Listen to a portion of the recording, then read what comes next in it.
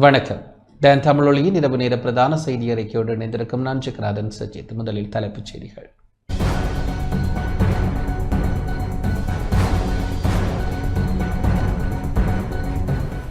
சீரற்ற வானிலையால் புத்தளத்தில் 27,000க்கும் மேற்பட்டோர் பாதிப்பு. கபில சந்திரசேனவிற்கு பிணை வழங்குவதற்காக முன்னிலையான இருவர் மற்றும் தரகர் ஆகியோர் விளக்கமறியலில். யாழ்ப்பாணம் மாநகர சபை அமர்வில் முள்ளிவாய்க்கால் படுகொலையை நினைவுகூர்ந்து அஞ்சலி. நுவரெலியா கெகஸ்வோல்ட் தோட்டத்தில் குளவிக்கொட்டுக்கு இலக்காகிய 5 வைத்தியசாலையில் அனுமதி. நிதி மோசடி தொடர்பாக குடிவரவு மற்றும் குடியகல்வு திணைக்கள அதிகாரியொருவர் கைது. தொடர்வது முதன்மை செய்தி.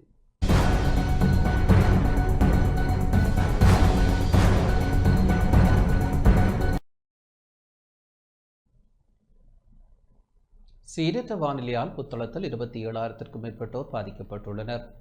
புத்தளம் மாவட்டத்தில் பெய்து வரும் கடும் மழை மற்றும் வெள்ளப்பெருக்கு காரணமாக நேற்று மாலை வரை 7,206 குடும்பங்களைச் சேர்ந்த 27,222 பேர் பாதிக்கப்பட்டுள்ளதாக மாவட்ட செயலாளர் Y.M. சில்வா தெரிவித்துள்ளார்.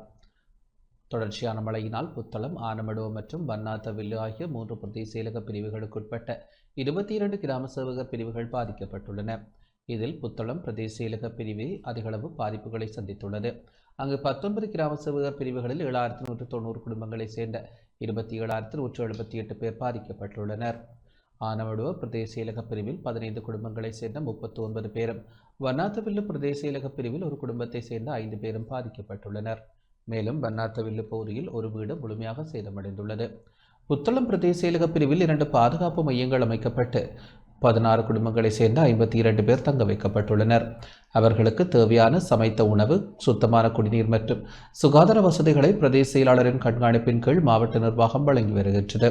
சீரற்ற வானிலை காரணமாக புத்தளம், கொழும்பு பிரதான வீதியின் தில்லையடி மற்றும் ரத்மல்யா பகுதிகளில் வெள்ள நீர் வீதிக்கு மேலாக பாய்வதால் போக்குவரத்து பாதிக்கப்பட்டுள்ளது. அத்துடன் புத்தளம் தள வைத்தியசாலை, பிரதி போலீஸ் மா அதிபர் காரியாலயம், பாடசாலைகள் மற்றும் பல அரசு திணைக்களங்களுக்குள்ளும் வெள்ள நீர் புகுந்துள்ளமையால் அவற்றின் செயற்பாடுகளும் பாதிக்கப்பட்டுள்ளன.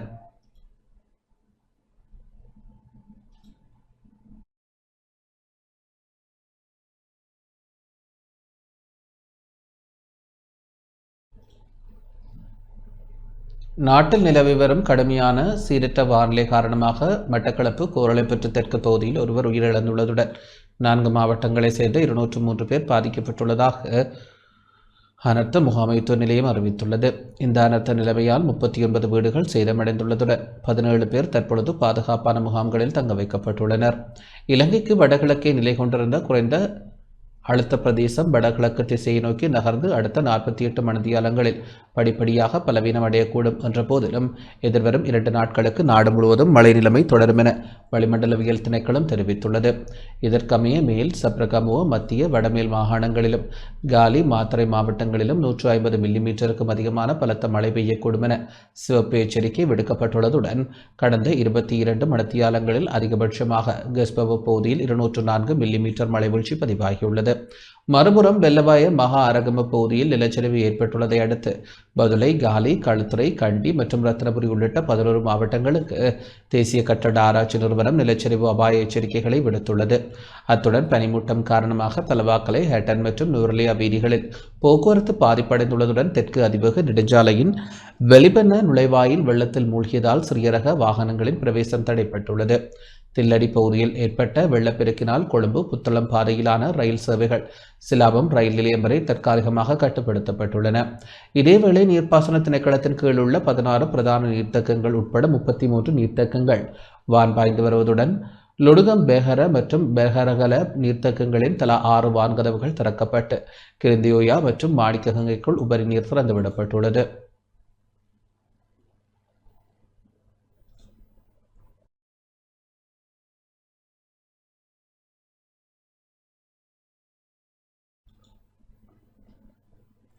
மட்டக்களப்பு மாவட்டத்தில் இன்று மாலை முதல் இடியுடன் கூடிய கனமழை பெய்து வருகின்றது. கனமழை காரணமாக மட்டக்களப்பு நகரின் பல்வேறு பகுதிகளும் வெள்ளத்தில் மூழ்கியுள்ளதை காண முடிகின்றது. கடந்த சில தினங்களாக நீடித்த மழையுடனான காலநிலை ஓரளவு குறைந்திருந்த நிலையில் இன்று மாலை முதல் மீண்டும் கனமழை பெய்து வருகின்றது. இடியுடன் கூடிய மழை பெய்து வருவதன் காரணமாக அவதானமாக செயற்படுமாறு வானிலை அவதான நிலையத்தினால் அறிவுறுத்தப்பட்டுள்ளது.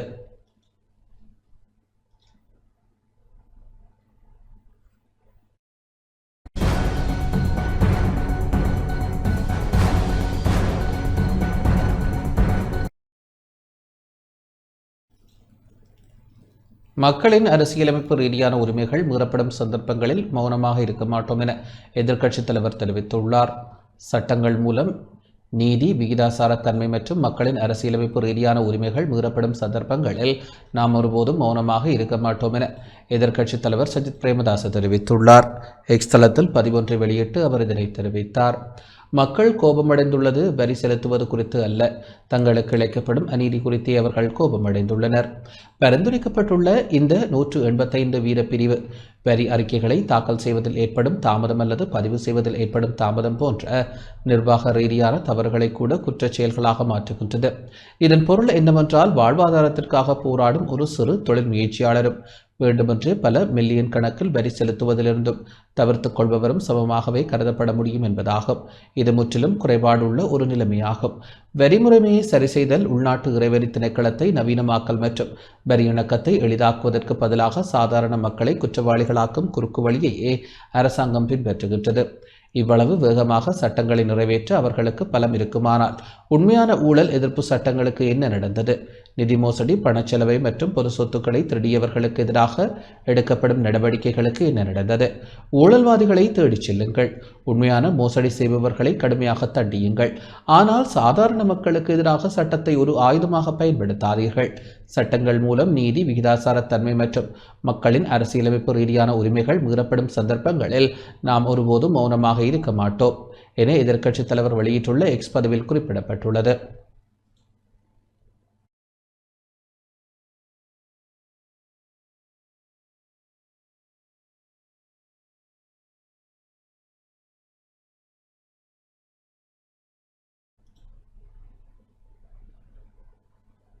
கபில சந்திரசேனவிற்கு பிணை வழங்குவதற்காக முன்னிலையான இருவர் மற்றும் தரகர் ஆகியோர் விளக்கமறியலில் வைக்கப்பட்டுள்ளனர். கொழும்பு வாழைத்தோட்டம் போலீசாரால் கைது செய்யப்பட்ட புதுக்கடை நீதிமன்ற வளாகத்தை அண்மித்த சாஞ்சி ஆராய்ச்சிவத்தை பகுதியைச் சேர்ந்த முகமது ரிஸ்வான், முகமது இர்ஷான் மற்றும் ஆரியதிச டி சில்வா ஆகியோர் தொடர்ந்தும் விளக்கமறியலில் வைக்கப்பட்டுள்ளனர். விசாரணைகளின் முன்னேற்றம் தொடர்பில் நீதிமன்றக்கு அறிக்கையொன்றை சமர்ப்பித்த கொழும்பு வாழைத்தோட்டம் போலீசார் முதலாம் மற்றும் இரண்டாம் சந்தேக நபர்கள் பிணை பெறுவதற்காக சமர்ப்பித்த கிராம உத்தியோகத்தர் சான்றிதழ்களை வழங்கிய கிராம உத்தியோகத்தரிடமும் வாக்குமூலம் பெறப்பட்டுள்ளதாக தெரிவித்தனர். அவ்வாக்குமூலத்தின் அடிப்படையில் இந்த ஆண்டில் ஜனவரி முதல் மே மாதம் வரையிலான காலப்பகுதியில் முதலாவது சந்தேக நபர் 10 கிராம உத்தியோகத்தர் சான்றிதழ்களையும், இரண்டாவது சந்தேக நபர் 7 கிராம உத்தியோகத்தர் சான்றிதழ்களையும் பெற்றுள்ளமை வெளிச்சத்திற்கு வந்துள்ளது. சந்தேக நபர்கள் இருவரும் தங்களது வதிவிடத்தை உறுதிப்படுத்தி நீதிமன்றத்தில் சமர்ப்பிப்பதற்காகவே இந்த சான்றிதழ்களை பெற்றுள்ளதாக போலீசார் குறிப்பிட்டனர். சந்தேக நபர்கள் இருவரும் நீண்ட காலமாக இவ்வாறு பிணை வைக்கும் நடவடிக்கையில் ஈடுபட்டு வந்துள்ளமை விசாரணையில் தெரிய வந்துள்ளது. கைது செய்யப்பட்டுள்ளவர்கள் உயிரிழந்த கபில சந்திரசேனவின் உறவினர்கள் அல்ல என்பதும், அவர்களுக்கு கபில சந்திரசேனவை முன்னரே தெரிந்திருக்கவில்லை என்பதும் உறுதி செய்யப்பட்டுள்ளது. சந்தேக நபர்கள் பிணை வழங்க தலையீடு செய்த நபர் ஏற்கனவே உயிரிழந்துள்ளார். அவரது மரணம் குறித்து இதுவரை இறுதி தீர்மானம் வழங்கப்படவில்லை என விசாரணை அதிகாரிகள் தெரிவித்தனர். விசாரணைகள் தொடர்வதால் சந்தேக நபர்களுக்கு பிணை வழங்க போலீசார் எதிர்ப்பு தெரிவித்தனர். இதனை ஆராய்ந்த நீதவான் ஒவ்வொரு சந்தேக நபருக்கு எதிரான குற்றச்சாட்டுகள் குறித்த அறிக்கையை அடுத்த விசாரணை தவணையில் சமர்ப்பிக்குமாறு உத்தரவிட்டார். மேலும் 4வது சந்தேக நபரான பெருமாள் கணேஷ் என்பவர் அடையாள அணிவகுப்பிற்கு உட்படுத்துமாறும் நீதவான் கட்டளையிட்டார்.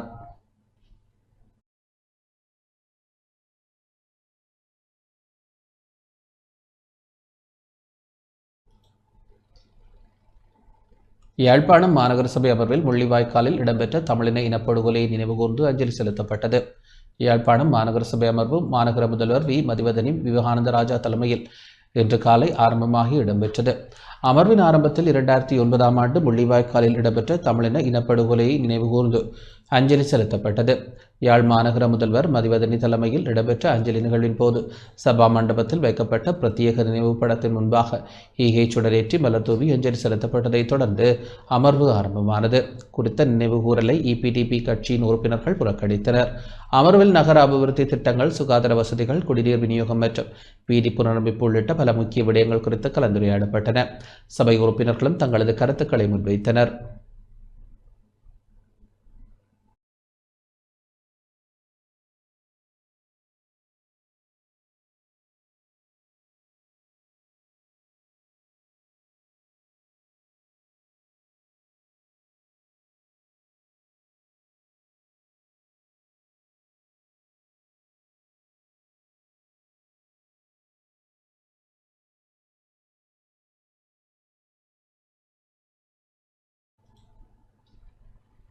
யாழ்ப்பாணம் வடமராட்சி கிழக்கு இளைஞர்களின் முள்ளிவாய்க்கால் நினைவேந்தல் நிகழ்வு இன்று வடமராட்சி கிழக்கு பிரதேச செயலகம் முன்பாக இடம்பெற்றது. பொது சுடர் ஏற்றப்பட்டு இறுதி யுத்தத்தில் உயிரிழந்த மக்களுக்காகவும் மாவீரர்களுக்காகவும் 2 நிமிட அகவணக்கம் செலுத்தப்பட்டது. தொடர்ந்து முள்ளிவாய்க்கால் கஞ்சி வழங்கும் நிகழ்வு இடம்பெற்றது. இதில் வடமராட்சி கிழக்கு இளைஞர்கள், நிர்வாகிகள், உறுப்பினர்கள், பருத்தித்துறை நகரசபை உறுப்பினர் ஜியானந்தம் ஜெயகோபி, பருத்தித்துறை பிரதேச சபை உறுப்பினர் கடைச்செல்வன், முன்னாள் உறுப்பினர் ஆனந்தராஜா, சுரேஷ்குமார், காணி உரிமைக்கான மக்கள் இயக்க தலைவர் முரளிதரன் உட்பட பலர் பங்கேற்றனர்.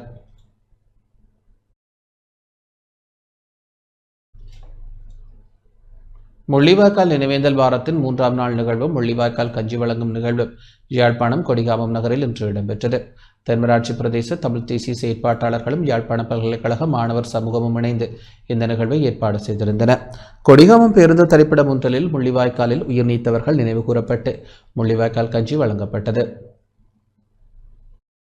எங்களுடைய மக்கள் இறுதி காலங்களிலே இவ்வாறான ஒரு சிறிய அளவு அரிசியினை பயன்படுத்தி பலர் தங்கள் உயிர்களை காத்த வரலாறுகள், அந்த வரலாறுகளை நினைவூட்டும் வகையிலே எங்களுடைய அடுத்த சந்ததியினருக்கு இவ்வாறான எங்களுடைய மக்கள் எவ்வாறு உயிர் பிழைத்தார்கள் என்கின்ற விடயத்தை அடுத்த சந்ததியினருக்கு கடத்தும் முகமாக நாங்கள் இந்த நினைவேந்தல் ஏற்பாடுகளையும் அதேபோல இவ்வாறான கஞ்சி வழங்குகின்ற செயற்பாடுகளையும் முன்னெடுத்து வருகின்றோம். எங்களோட வரலாறை அடுத்த தலைமுறை கடத்துறதான் இந்த இதன் நோக்கம். தமிழ் தேசிய செயற்பாடுகளாக என்ற ஆதரவோட இன்றைக்கு நாங்கள் நடத்துகிறோம். கிளிநொச்சி மாவட்ட பொது வைத்தியசாலை முன்பாக மாவட்ட முச்சக்கர வண்டி உரிமையாளர்கள் சங்கத்தின் ஏற்பாட்டில் இன்று முள்ளிவாய்க்கால் கஞ்சி வழங்கும் நிகழ்வு இடம்பெற்றது. யுத்தத்தில் உயிரிழந்தவர்களுக்கு சுடரேற்றி மலர் வணக்கம் செலுத்தப்பட்டதை அடுத்து கஞ்சி பரிமாறப்பட்டது.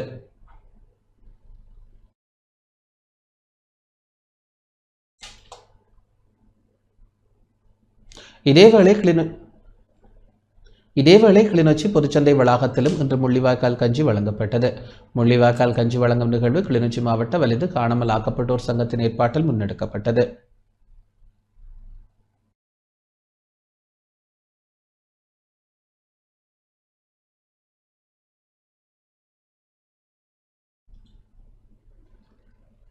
முள்ளிவாய்க்கால் வாரத்தின் 3ஆம் நாளான இன்று மன்னார் நானாட்டான் பகுதியில் முள்ளிவாய்க்கால் கஞ்சி வழங்கப்பட்டது. இலங்கை தமிழரசு கட்சியின் மன்னார் கிளையின் ஏற்பாட்டில் காலை 10:30 மணியளவில் முள்ளிவாய்க்கால் கஞ்சி காய்ச்சப்பட்டு அங்கிருந்தவர்கள் உட்பட வீதியில் சென்றவர்களுக்கும் கஞ்சி வழங்கப்பட்டது. இதில் மதத் தலைவர்கள், தமிழரசு கட்சியின் மன்னார் மாவட்ட உறுப்பினர்கள் பங்கேற்றனர்.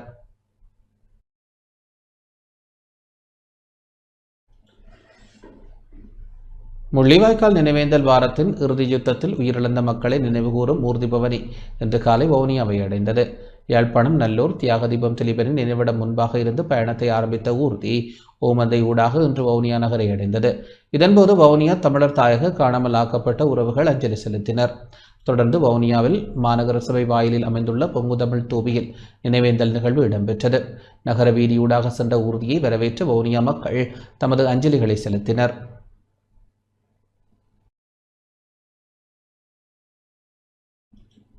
மட்டக்களப்பு மண்முனை தென்மேற்கு பட்டிப்பளை பிரதேச செயலக அபிவிருத்தி குழு கூட்டம் பிரபு எம்பி தலைமையில் இடம்பெற்றது.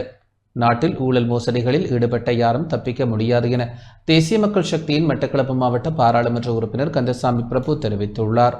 மட்டக்களப்பு மண்முனை தென்மேற்கு பட்டிப்பளை பிரதேச செயலகத்தின் அபிவிருத்தி குழு கூட்டம் பிரதேச செயலாளர் சுதாகரின் ஒழுங்கமைப்பில் பிரதேச அபிவிருத்தி குழு தலைவரும் பாராளுமன்ற உறுப்பினருமான கந்தசாமி பிரபு தலைமையில் இடம்பெற்றது. கூட்டத்தில் மட்டக்களப்பு மாவட்ட பாராளுமன்ற உறுப்பினர் டாக்டர் ஸ்ரீநாத், மண்முனை தென்மேற்கு பிரதேச சபை தவிசாளர் கேஷ்குமார் உட்பட திணைக்கள தலைவர்கள், பிரதேச பொது அமைப்புகளின் பிரதிநிதிகள் உட்பட பலர் கலந்து கொண்டனர். இந்த ஆண்டு முன்னெடுக்கப்பட்டுள்ள அபிவிருத்தி திட்டங்கள் குறித்து ஆராயப்பட்டதுடன் அவற்றின் முன்னேற்றங்கள் குறித்தும் அவற்றினை விரிவுபடுத்துவதற்கு முன்னெடுக்கப்பட வேண்டிய நடவடிக்கைகள் குறித்தும் ஆராயப்பட்டது. முன்னெடுக்கப்பட்ட அபிவிருத்தி வேலை திட்டங்கள் சமர்ப்பிக்கப்பட்டு அதற்கான அனுமதிகள் வழங்கப்பட்டன. விசேடமாக பிரதேசத்தில் நடைபெறும் சட்டவிரோத செயற்பாடுகளை தடுப்பதற்காக மேற்கொள்ளப்பட வேண்டிய வேலை திட்டங்கள் குறித்து விரிவாக ஆராயப்பட்டது. கசிப்பு உற்பத்தி, சட்டவிரோத மண் கடத்தல், கால்நடைகள் கடத்தல் உட்பட நடைபெறும் பல்வேறு சட்டவிரோத செயற்பாடுகளை தடுப்பது தொடர்பில் கொக்கட்டிச்சோலை போலீசாரின் செயற்பாடுகள் குறித்து பல்வேறு விமர்சனங்கள் முன்வைக்கப்பட்டன.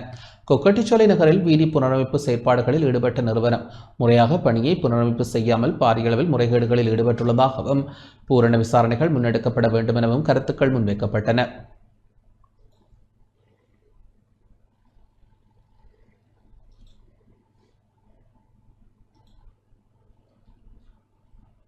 நாட்டிலே கடந்த காலங்களிலே பல ஊழல் மோசடிகள் இடம்பெற்றிருக்கிறது.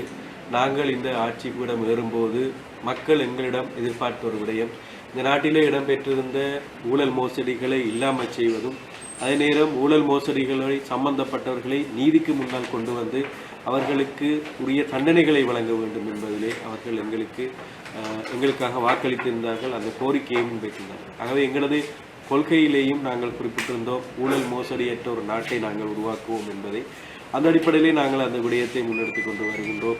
எதிர்க்கட்சியில் இருப்பவர்கள் கூடுதலான தரப்பினர்களுக்கு எதிராக ஊழல் மோசடிகளோடு சம்பந்தப்பட்ட பல வழக்குகள் இப்போது முன்னிலைப்படுத்தப்பட்டு விசாரணைகள் செய்யப்பட்டு கொண்டிருக்கின்றது. முன்னாள் அமைச்சர்கள் அது மாத்திரம் கிடையாது, ஜனாதிபதிகளுக்கு கூட எதிராக இன்று இப்போது விசாரணைகள் முன்னெடுக்கப்பட்டு வருகின்றது.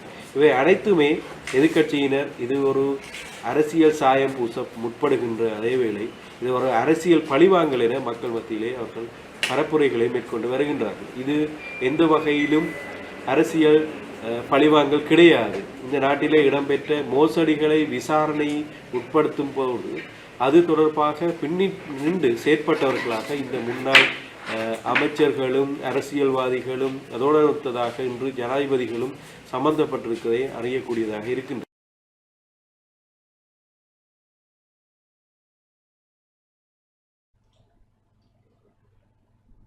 அம்பாறை அக்கரைப்பற்று போலீஸ் நிலையம் முன்பாக அமைந்துள்ள வெள்ள பாதுகாப்பு வீதியின் புனரமைப்பு பணிகள் தொடர்பில் கவனம் செலுத்தப்பட்டுள்ளது.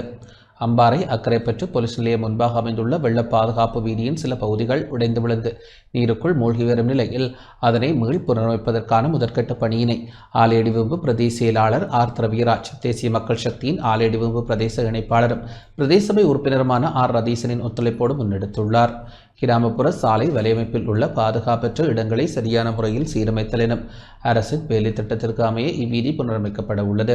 இன்றைய தினம் நேரில் சென்று பார்வையிட்ட பிரதேச செயலாளர் உள்ளிட்ட குழுவினர் வீதியின் நிலைமையினை பார்வையிட்டதுடன் புனரமைக்கப்பட வேண்டிய வீதியின் எல்லையினை அளவீடு செய்தனர். குறித்த வீதியானது பல வருடங்களுக்கு முன்னர் அமைக்கப்பட்ட போதும் வீதியின் இருபுறங்களும் முறையாக செப்பனிடப்படாமை மற்றும் கனரக வாகனங்களின் போக்குவரத்து காரணமாக பாதிக்கப்பட்டுள்ளதாக பொதுமக்கள் தெரிவிக்கின்றனர். இதன் காரணமாக நாளாந்தம் வீதியின் ஓரங்கள் உடைந்து அருகிலுள்ள வாய்க்காலுக்குள் வீழ்ந்து வருகின்றன. இதனால் பொதுமக்கள் பெரிதும் அசௌகரியத்தை எதிர்கொண்டு வருகின்றனர். இவ்விடயம் தொடர்பில் பலரது கவனத்திற்கு கொண்டு சென்ற போதும் நடவடிக்கை எடுக்கப்படவில்லை. இருப்பினும் தேசிய மக்கள் சக்தி அரசாங்கத்தின் வீதி புனரமைப்பு வேலை திட்டத்தின் ஊடாக குறித்த வீதியினை புனரமைப்பதற்கான முன்மொழிவினை பிரதேச செயலாளர் மேற்கொண்டுள்ளமை குறிப்பிடத்தக்கது.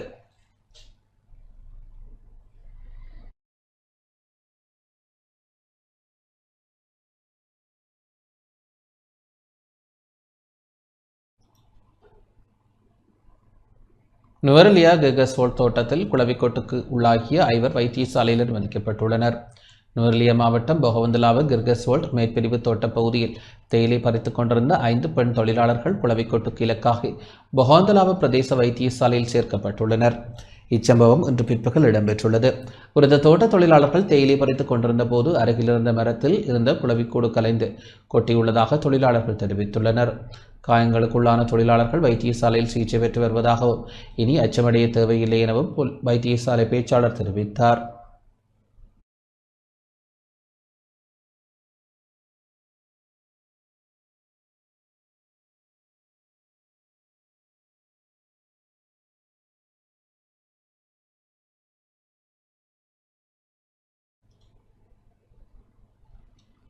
நிதி மோசடி தொடர்பாக குடிவரவு மற்றும் குடியகல்வு திணைக்கள அதிகாரி ஒருவர் கைது செய்யப்பட்டுள்ளார்.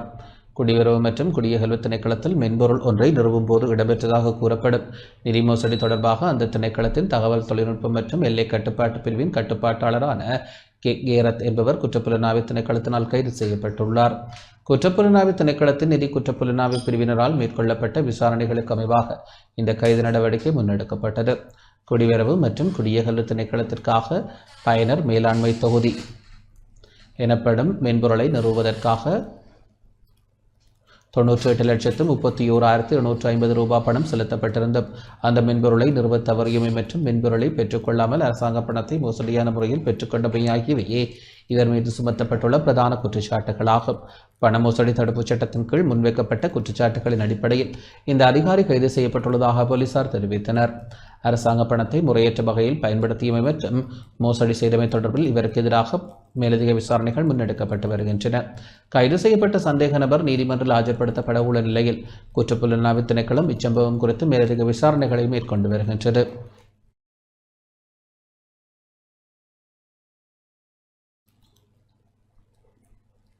சைபர் குற்றவாளிகளால் 2.5 மில்லியன் அமெரிக்க டாலர் திருடப்பட்ட சம்பவத்தை அடுத்து மீண்டும் இவ்வாறானதொரு சம்பவம் இடம்பெறாமல் இருக்க தேவையான நடவடிக்கை முன்னெடுக்கப்படும் என மத்திய வங்கி ஆளுநர் நந்தலால் வீரசிங்க தெரிவித்துள்ளார்.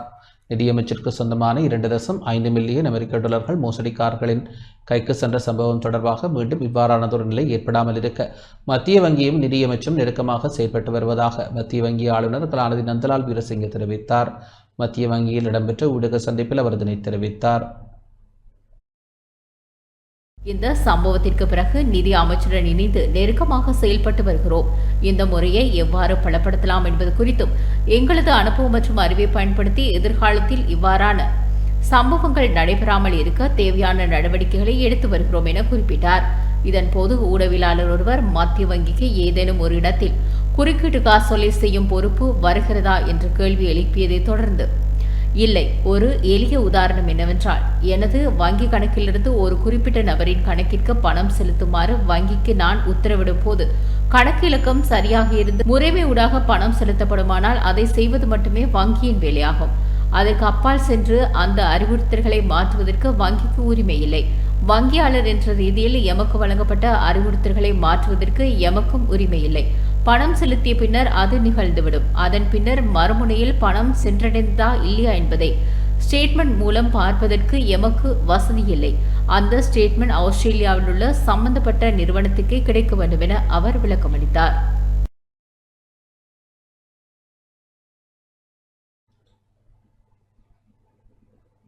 நீர்த்தேக்கங்களின் நீர்மட்டம் வேகமாக உயர்ந்து வருவதை அடுத்து கடன் நெருக்கடியில் உள்ள மின்சார சபைக்கு பாரிய நிதி நிவாரணம் கிடைக்கப்பெற்றுள்ளது.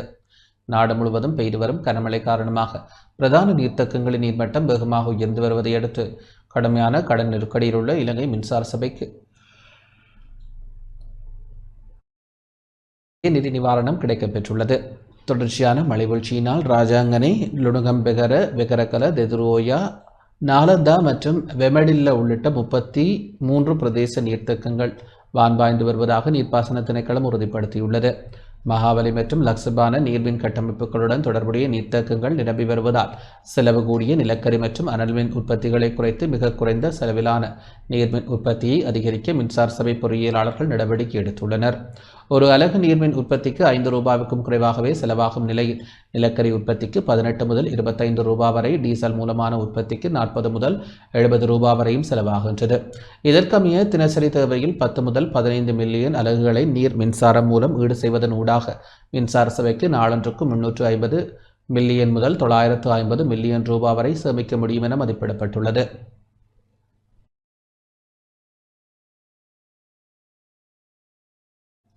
யாழ்ப்பாணம் மத்திய பேருந்து நிலைய வளாகத்தில் அமைக்கப்பட்டுள்ள புதிய மலசல கூட தொகுதியை நிர்வகிப்பது தொடர்பில் தீர்வை காண சட்ட ஆலோசனை பெறுவதற்கு மாநகர சபை தீர்மானித்துள்ளது. யாழ்ப்பாணம் மத்திய பேருந்து நிலைய வளாகத்தில் அமைக்கப்பட்டுள்ள புதிய மலசல கூட தொகுதியை நிர்வகிப்பதில் இலங்கை போக்குவரத்து சபை மற்றும் யாழ்ப்பாணம் மாநகர சபை இடையே ஏற்பட்டுள்ள இழுபறி நிலையை அடுத்து அதற்கான தீர்வை காண சட்ட ஆலோசனையை பெற மாநகர சபை தீர்மானித்துள்ளது. இன்று இடம்பெற்ற யாழ்ப்பாணம் மாநகர சபையின் மாநகர கூட்டத்தில் முதல்வர் விடயத்தை முன்வைத்து சட்ட ரீதியான ஆலோசனைகளை முன்வைத்தார். மக்களின் நலன்சார் விடயமாக இருப்பதால் இரு தரப்பையும் ஒரு சமரசத்திற்கு இணங்க செய்து தீர்வை காண வேண்டும் என உறுப்பினர் யோகேஸ்வர் வலியுறுத்தியதுடன் குறித்த திட்டத்தின் நோக்கத்தை பாதித்து காலத்தை வீணடிக்க செய்யும் எனவும் அவ்வாறு சட்ட ரீதியான ஆலோசனை பெறும் பட்சத்தில் ஆலோசனை சபையில் பிரஸ்தாபிக்கப்பட வேண்டும் எனவும் அதன் பின்னரே நடவடிக்கைகள் முன்னெடுக்கப்பட வேண்டும் என வலியுறுத்தினார். எனினும் சட்ட ஆலோசனை அல்லாது நேரடியாகவே சட்ட நடவடிக்கைக்கு செல்ல வேண்டும் என உறுப்பினர் மதுசிகன் வலியுறுத்தினார். ஆனாலும் சட்ட ஆலோசனையை பெற்று அடுத்த கட்ட நடவடிக்கைக்கு செல்ல சபையில் தீர்மானிக்கப்பட்டது.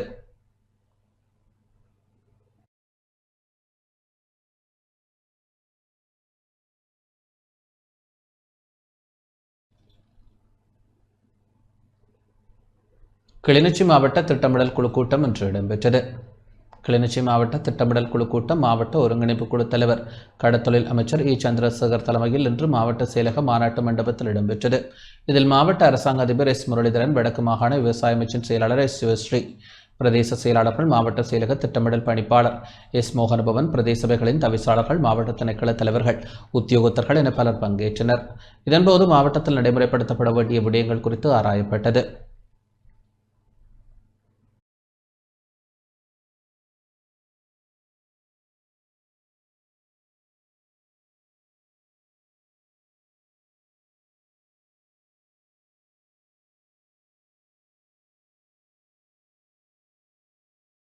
முதலமைச்சராக தெரிவு செய்யப்பட்ட எங்களுடைய விருப்பமான நடிகரான விஜய் அவர்களுக்கு எங்களுடைய முதலாவது வாழ்த்துக்கள். இப்பொழுது அவர் தொடர்பிலான மக்கள் மத்தியில் ஒரு புதிய நம்பிக்கை ஏற்பட்டிருக்கின்றது.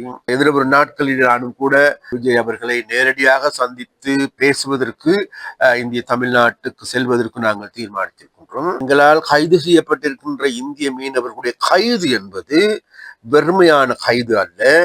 இன்றைக்கு எங்களுடைய கடல் வளத்தை அல்லது எங்களுடைய கடல் எல்லையை அல்லது எங்களுடைய நாட்டினுடைய இறைமையை மீறி செயற்பட்டத்தின் காரணமாகவே அவர்கள் கைது செய்யப்பட்டிருக்கிறார். கடலில் இருக்கின்ற எதிர்காலம் கேள்விக்குறியாக்கப்படுகின்றது. அவ்வாறு கேள்விக்குறியாக்குகின்ற நடவடிக்கைகளை எடுப்பவர்கள் வேறு யாரும் அல்ல, இந்திய இழுவைமடி படகு உரிமையாளர்கள் யார் என்பதை விஜய் அவர்கள் தேடி பார்க்க வேண்டும். இந்திய மத்திய அரசாங்கத்தாலும் கூட தடை செய்யப்பட்டிருக்கின்ற இந்த இழுவை மடி படகுகளை முற்றாக தடை செய்வதற்கு ஏதுவான நடவடிக்கைகளை விஜய் அவர்கள் எடுக்கப்பட வேண்டும். அவ்வாறு எடுக்கும் பட்சத்திலே யாரும் கைது செய்யப்பட போவதில்லை என்பதையும் நாங்கள் குறிப்பிட்டாக வேண்டும். திருவள்ளுவர் கலாச்சார மண்டபம் இந்திய அரசாங்கத்தால் எங்களுக்கு பெற்றுக் கொடுத்திருக்கின்ற ஒரு பொக்கிஷம் என்று கருதலாம். அப்ப அந்த பொக்கிஷத்தை இது நாள் வரைக்கும் எங்களால் பராமரிக்க முடியாது இருந்தது. இதற்கு முன்னரும் கூட இதை யாழ் மாநகர சபைக்கு ஒப்படைக்கின்ற நடவடிக்கை எடுக்கப்பட்ட போது அதில் ஒரு ஆரோக்கியமான பாசிட்டிவான பதிலை எங்களால் பெற்றுக் கொடுக்க முடியவில்லை. அதன் காரணமாகவே தொடர்ச்சியாக அவர்களுடைய கட்டுப்பாட்டின் கீழ் இருந்தது. இன்றைக்கு எங்களுடைய அரசாங்கம் இதற்கான ஒரு ட்ரஸ்டி ஒன்றை நாங்கள் உருவாக்கி இருக்கின்றோம். அந்த ட்ரஸ்டின் மூலமாக இதை இயங்க வைப்பதற்கு, இதை நிர்வகிப்பதற்கு, ஏதுவான நடவடிக்கைகளை எடுப்பதற்கு இன்றைக்கு அமைச்சரவையினுடைய அங்கீகாரம் கிடைத்திருக்கின்றது. அந்த அங்கீகாரம் என்பது இங்க இருக்கின்ற எங்களுடைய யாழ்ப்பாணத்தினுடைய கலை கலாச்சாரங்களை மேம்படுத்துவதற்கே தவிர அல்லது எங்களுக்கு இருக்கின்ற இலக்கியங்களை வலுப்படுத்துவதற்கே தவிர இதை மாற்றானிடம் ஒப்படைப்பதற்கு அல்ல என்பதை கஜேந்திரகுமார் பொன்னம்பலம் அவர்கள் புரிந்து கொள்ள வேண்டும், தெரிந்து கொள்ள வேண்டும்.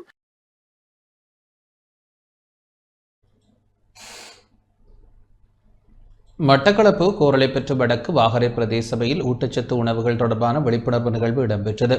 ஊட்டச்சத்து மற்றும் உள்ளூர் விலங்கு உணவுகளை உட்கொள்ளுதல் பற்றிய விழிப்புணர்வு நிகழ்வு இன்று மட்டக்களப்பு கோரளைப்பற்று வடக்கு வாகரை பிரதேச சபையில் இடம்பெற்றது. நஞ்சற்ற உணவை தவிர்த்து பூரண நிறை உணவாக தூய பசும்பால் நுகர்வை ஊக்குவிக்கும் நிகழ்ச்சி திட்டமாக இது அமைந்தது. குறித்த திட்டமானது கிழக்கு மாகாண கால்நடை உற்பத்தி சுகாதார திணைக்களத்தின் நிதி அனுசரணையில் வாகரை அரச கால்நடை வைத்திய அதிகாரி திணைக்களத்தினால் ஏற்பாடு செய்யப்பட்டது. நிகழ்வில் கோரளைப்பற்று வடக்கு வாகரை பிரதேச சபை தவிசாளர் கதிர்காமத்தம்பி தெய்வேந்திரன், வாகரை பிரதேச அரச கால்நடை வைத்தியர் MM உருஜ், சபை செயலாளர் TSP குயின்ரஸ், கால்நடை வைத்திய அதிகாரி அலுவலக போதனாசிரியர் MSA ஹாரிஸ் மற்றும் பொது சுகாதார பரிசோதகர் ஜுயப் ரிஃபான் ஆகியோர் கலந்து கொண்டனர்.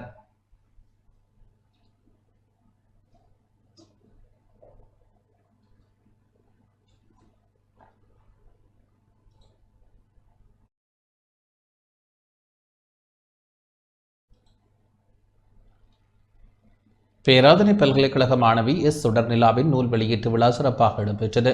முல்லைத்தீவு மாவட்டத்தைச் சேர்ந்த பேராதனை பல்கலைக்கழக மாணவி சுடர்நிலாவின் நூல் வெளியீட்டு விழா பேராதனை பல்கலைக்கழக கருத்தரங்க மண்டபத்தில் இடம்பெற்றது. தமிழ்துறை தலைவர் ஸ்ரீ பிரசாந்தன் தலைமையில் இடம்பெற்ற நிகழ்வில் வாழ்த்துறையை தமிழ்துறை பிரிவுரையாளர் கவிஞர் திருமதி யாழினி சதீஸ்வரன் வழங்கினார். நூல் அறிமுக உரையை மருத்துவப்பீட மாணவன் கவிஞர் மதுமிதன் வழங்கினார். நூல் பற்றிய விமர்சன உரையை மூத்த கவிஞர் முல்லை முஸ்ரிஃபா வழங்கினார். இந்த நிகழ்வில் விரிவுரையாளர்கள், எழுத்தாளர்கள், பல்கலைக்கழக மாணவர்கள், கல்வி சமூகத்தினர் என பலர் பங்கேற்றனர்.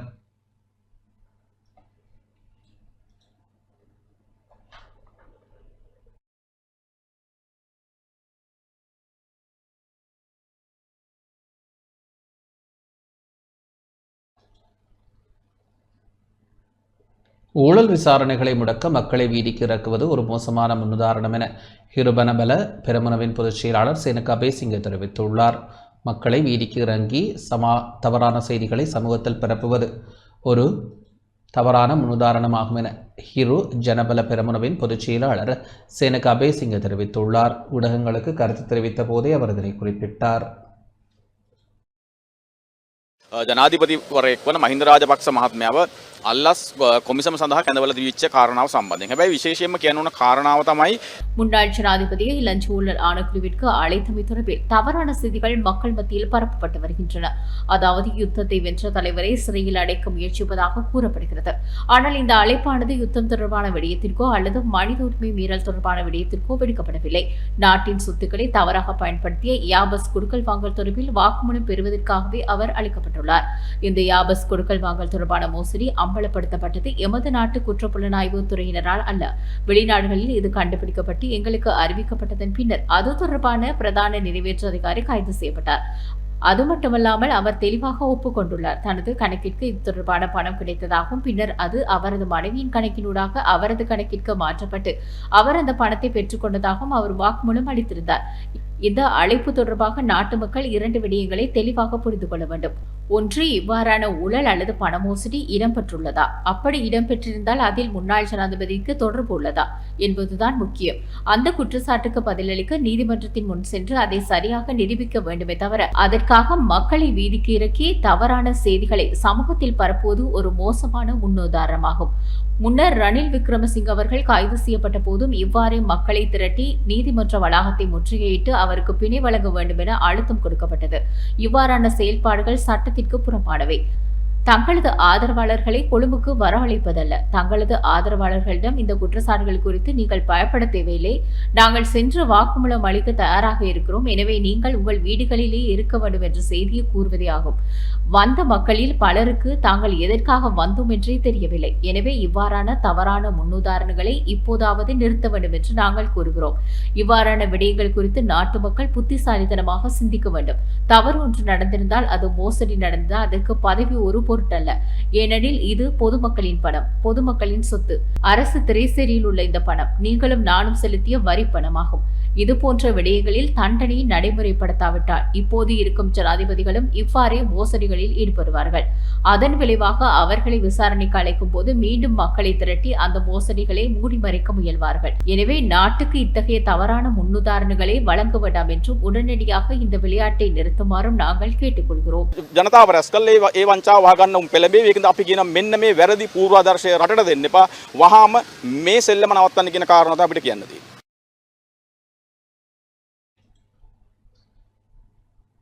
கடத்தொழில் அமைச்சின் நவீன தொழில்நுட்பம் மற்றும் புத்தாக்க திட்டங்களுக்கு ஜப்பான் ஒத்துழைப்பு வழங்கும் என இலங்கைக்கான ஜப்பானிய தூதுவர் தெரிவித்துள்ளார்.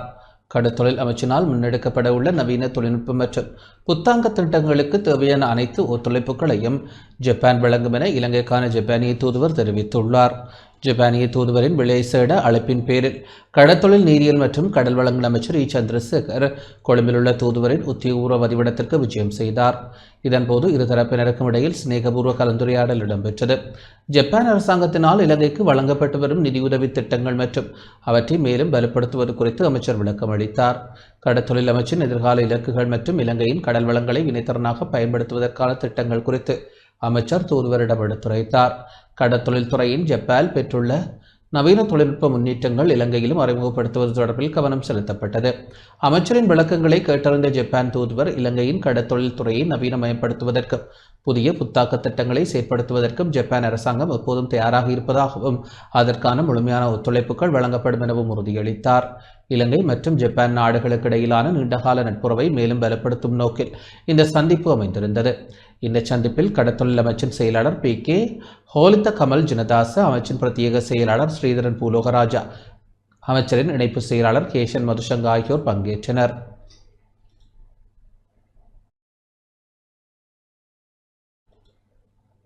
சிறு மற்றும் நடுத்தர தொழில் நிறுவனங்களின் வளர்ச்சிக்காக SME நெக்சஸ் தேசிய மூலோபாய திட்டம் வெளியிடப்பட்டுள்ளது. இலங்கையின் சிறு மற்றும் நடுத்தர தொழில் நிறுவனங்களை வலுப்படுத்தும் நோக்கில் உருவாக்கப்பட்ட SME நெக்சஸ் தேசிய மூலோபாய திட்டம் நேற்று கைத்தொழில் மற்றும் தொழில் முயற்சிகள் அபிவிருத்தி அமைச்சர் சுனில் ஹந்துனெத்தி மற்றும் பிரதியமைச்சர் சதுரங்க அபேசிங்க ஆகியோரின் தலைமையில் அதிகாரப்பூர்வமாக அறிமுகப்படுத்தப்பட்டது. இலங்கையில் பதிவு செய்யப்பட்ட வணிகங்களில் 75%க்கும் அதிகமானவற்றை பிரதிநிதித்துவப்படுத்தும் சிறு மற்றும் நடுத்தர தொழில்துறை நாட்டின் மொத்த உள்நாட்டு உற்பத்தியில் 52% பங்களிப்பையும் தேசிய பணியாளர்களில் 45% பேருக்கு வேலைவாய்ப்பையும் வழங்கி வருகிறது. இத்துறையினர் எதிர்கொள்ளும் கட்டமைப்பு தடைகளை நீக்குவதே இந்த முயற்சியின் முக்கிய நோக்கமாகும். வளமான நாடு அழகான வாழ்க்கை என்ற தேசிய கண்ணோட்டத்துடன் உருவாக்கப்பட்டுள்ள இந்த திட்டம் தொழில் முனைவோர்களை தினசரி வாழ்வாதார நிலைமையிலிருந்து அதிவேக வளர்ச்சியுடன் ஏற்றுமதி நோக்கமுடைய நிறுவனங்களாக மாற்ற வழிகாட்டும் என தெரிவிக்கப்பட்டுள்ளது. இந்த திட்டம் 11 முக்கிய மூலோபாய தூண்களை அடிப்படையாக கொண்டு செயல்படுத்தப்பட உள்ளது. இதில் தொழில்நுட்ப மற்றும் டிஜிட்டல் வலுவூட்டல், அரசு நிறுவனங்களின் ஒருங்கிணைப்பு, சிங்கிள் விண்டோ சேவை மையங்கள் மற்றும் SME கனெக்ட் அமைப்பு மையம் மூலம் விரைவான சேவை வழங்கல், தொழில் தொடக்க நடைமுறைகளை எளிமைப்படுத்தல், உள்ளூர் தயாரிப்புகளை உலகளாவிய மதிப்பு சங்கிலியுடன் இணைத்தல், தரவு சார்ந்த வணிக ஆய்வு ஆதரவு, வங்கிகள் மற்றும் வர்த்தக சபைகளின் பங்களிப்புக்காக அங்கீகாரம், தொழில் முனைவோருக்கான நேரடி ஆலோசனை மற்றும் வழிகாட்டல், நிதி அணுகுகளை மேம்படுத்தும் குரோத் ஃபண்ட், பள்ளி மற்றும் பல்கலைக்கழகங்களில் தொழில் முனைவோர் கல்வி ஊக்குவித்தல் மற்றும் கொள்கை ஒழுங்குமுறை சீர்திருத்தங்கள் ஆகியவை அடங்குகின்றன. இந்த திட்டத்தின் மூலம் தொழில் முனைவோருக்கு வணிக பதிவு சேவைகள், நவீன தொழில்நுட்ப வசதிகள் மற்றும் சிறப்பு நிதி உதவிகளை எளிதில் பெறும் வாய்ப்பு கிடைக்கும். மேலும் வணிக வளர்ச்சிக்காக இலவச ஆலோசனை மற்றும் வழிகாட்டல் சேவைகளும் வழங்கப்பட உள்ளதாக தெரிவிக்கப்பட்டுள்ளது. இந்த தேசிய முயற்சியின் மூலம் தொழில் முனைவோர்களை வளர்ச்சியடைய செய்து தேசிய பொருளாதாரத்தை விரிவுபடுத்துவதோடு ஏற்றுமதி வருவாயை அதிகரிப்பதே இலக்காகும். இலங்கையில் பதிவு செய்யப்பட்ட வணிகங்களில் 75 அரசு வைத்தியசாலைகளில் மாத்திரம் சுமார் 10,000க்கும் அதிகமான இருதய நோயாளிகள் அறுவை சிகிச்சைக்காக காத்திருப்பதாக வைத்தியர்கள் மற்றும் சிவில் உரிமைகளுக்கான தொழில்முறை வைத்தியர்கள் சங்கம் குற்றம் சுமத்தியுள்ளது. இலங்கையில் உள்ள அரசு வைத்தியசாலைகளில் மாத்திரம் சுமார் 10,000க்கும் அதிகமான இருதய நோயாளிகள் அறுவை சிகிச்சைகளுக்காக காத்திருப்போர் பட்டியலில் உள்ளதாக வைத்தியர்கள் மற்றும் சிவில் உரிமைகளுக்கான தொழில்துறை வைத்தியர்கள் சங்கம் குற்றம் சுமத்தியுள்ளது. கொழும்பு, கண்டி, காலி, அனுராதபுரம், யாழ்ப்பாணம் மற்றும் மட்டக்களப்பு ஆகிய முதன்மை அரசு வைத்தியசாலைகளில் இந்த நிலை காணப்படுவதாக அச்சங்கத்தின் தலைவர் கலாநிதி சமல் சஞ்சீவ தெரிவித்துள்ளார். அத்தியாவசிய உபகரணங்களின் தட்டுப்பாடு மற்றும் கொள்வனவு நடைமுறைகளில் ஏற்பட்டுள்ள தாமதங்கள் காரணமாக சில நோயாளிகளுக்கான இருதய அறுவை சிகிச்சை திகதிகள் 2029ஆம் ஆண்டு வரை பிற்போடப்பட்டுள்ளதாக அவர் குறிப்பிட்டார். தனியார் வைத்தியசாலைகளில் இருதய பைபாஸ் மற்றும் ஸ்டென்ட் சிகிச்சைகளுக்கான ஆரம்ப கட்டணம் 15 லட்சம் ரூபாய் வரை அதிகரித்துள்ளதால் சாதாரண மக்களால் இதனை பெற்றுக்கொள்ள முடியாத நிலை ஏற்பட்டுள்ளது. பலூன்கள் மற்றும் ஸ்டென்ட்டுகள் போன்ற இருதய உபகரணங்களின் தட்டுப்பாடு காரணமாக நோயாளிகளின் உயிருக்கு ஆபத்து ஏற்பட்டுள்ளதாக சுகாதாரத்துறை சார்ந்த சில தரப்பினர் குற்றம் சுமத்தியுள்ளனர்.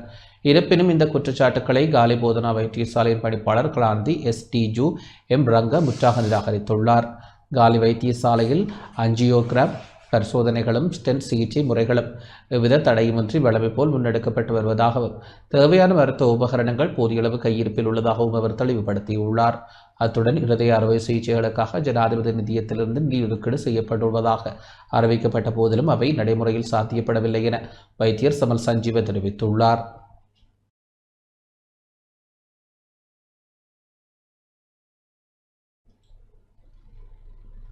மன்னார் திருக்கேதீஸ்வர ஆலய திருவிழாவை முன்னிட்டு கொடிச்சியிலே உபயகாரர்களுக்கான காளாஞ்சி வழங்கும் நிகழ்வு யாழ்ப்பாணத்தில் இடம்பெற்றது. வரலாற்று சிறப்புமிக்க மன்னார் திருக்கேதீஸ்வர ஆலய வருடாந்த பெருந்திருவிழாவை முன்னிட்டு கொடிச்சியிலே உபயகாரர்களுக்கான காளாஞ்சி வழங்கும் நிகழ்வு இன்று யாழ்ப்பாணத்தில் இடம்பெற்றது. இன்று காலை திருக்கேதீஸ்வர ஆலயத்தில் இடம்பெற்ற பூஜை வழிபாடுகளை தொடர்ந்து உபயகாரர்களுக்கான காளாஞ்சி திருநெல்வேலி வெள்ளை பிள்ளையார் ஆலயத்தில் வைக்கப்பட்டு விசேட பூஜை வழிபாடு இடம்பெற்றது. தொடர்ந்து திருக்கேதீஸ்வர ஆலயத்திற்கு பாரம்பரிய முறைப்படி கொடிச்சீலை வழங்கும் நிகழ்வு மரபை சேர்ந்த திருநெல்வேலி கென்னடி வீதியில் உள்ள சண்முகநாதன் கபிலன் குடும்பத்தினரிடம் காளாஞ்சி கையளிக்கப்பட்டு பெருந்திருவிழாவிற்கான பத்திரிகையும் வழங்கப்பட்டது. இதில் மன்னார் திருக்கேதீஸ்வர ஆலய பிரதம குருக்கள் மற்றும் ஆலய திருப்பணி சபை உறுப்பினர்கள் பங்கேற்றனர்.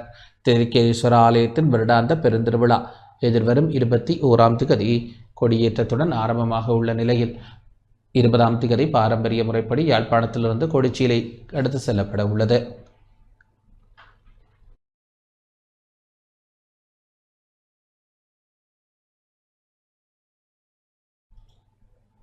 இத்துடன் இந்த செய்திகள் நிறைவடைகின்றன. வணக்கம்.